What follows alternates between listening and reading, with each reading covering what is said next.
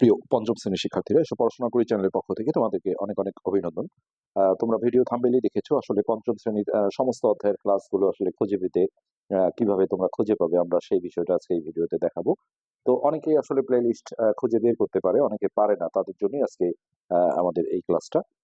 তো প্রথমে তোমরা ল্যাপটপ বা ডেস্কটপ বা মোবাইল, হ্যাঁ যেটাই হোক না কেন, যে কোনো একটা সার্চ ইঞ্জিনে, আমি গুগল সার্চে গেলাম।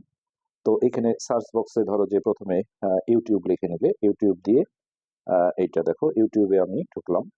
তো ইউটিউবে ঢোকার পরে প্রথমে যেটা করতে হবে, ইউটিউবের যে সার্চ বক্সটা থাকে উপরে, এই যে এইখানে, হ্যাঁ তো এইখানে তোমাদের এসো পড়াশোনা করি বাংলা অথবা ইংলিশে, ইএসও, এই যে এখানে দেখো চলে আসছে, ইএসও PORASUNAKORI। তো এটা লিখে তোমরা যদি সার্চে যাও তাহলে আমাদের এই চ্যানেলটা চলে আসবে। তো এই চ্যানেলে চলে আসার পরে তোমরা প্রথমে এই চ্যানেলের যে নামটা আছে এখানে ক্লিক করবে।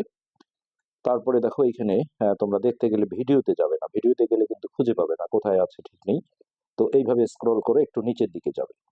তো নিচের দিকে গেলে দেখো আস্তে আস্তে ক্লাস 5 কখন আসে তোমাদের সেটা একটু খোঁজ করতে হবে।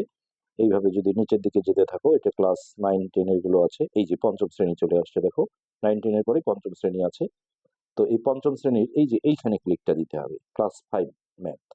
এইখানে ক্লিক দিলে তোমরা দেখো পঞ্চম শ্রেণীর সমস্ত অধ্যায়ের প্লে লিস্ট গুলো পেয়ে যাবে।